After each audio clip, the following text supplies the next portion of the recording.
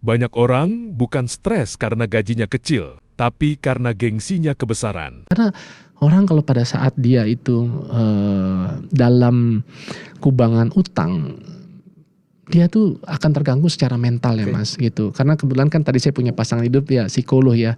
Ternyata banyak masalah mental health itu terjadi banyak bersumber dari urusan finansial Mas.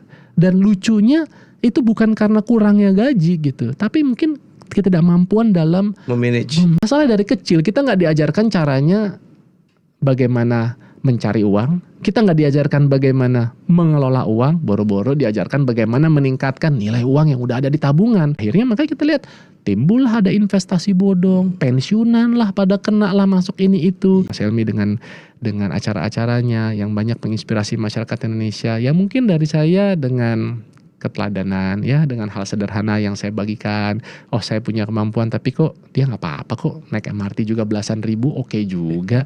Bukan saya nggak mampu ya, saya bisa bayar driver sendiri sama uang ini. Penghasilan saya dulu gaji juga lebih dari cukup untuk itu. Tapi karena saya sadar bahwa ada sedikit yang kita bisa ubah, ternyata ada banyak kebaikan juga yang kita bisa rasakan. Yang paling repot itu kalau orang Sunda menyebutnya kebelejok, kebelin terus. Pertanyaannya, kalau gajinya tinggal 4 juta, emang cuma 4 juta. Pilihannya kan nahan lapar sampai bulan depan, atau maksain nyari duit 8 juta, kan hanya dengan sekali kemenangan, balik duit gua.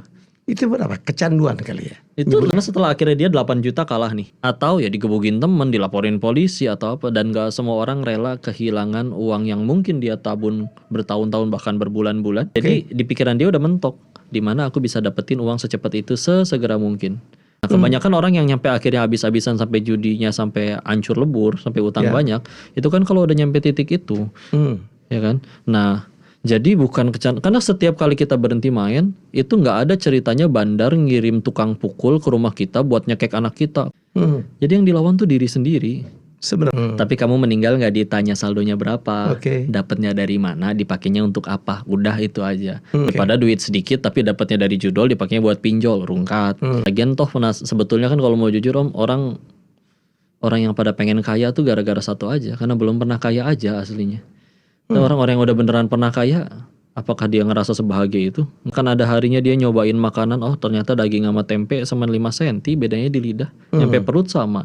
Jadi ya orang biasanya karena belum pernah. Makanya orang yang udah sepuh biasanya lebih bijak. Kenapa? Udah nyobain semua. Benernya gak kecewa tahu gitu dari dulu. Banyak orang bukan stres karena gajinya kecil, tapi karena gengsinya kebesaran.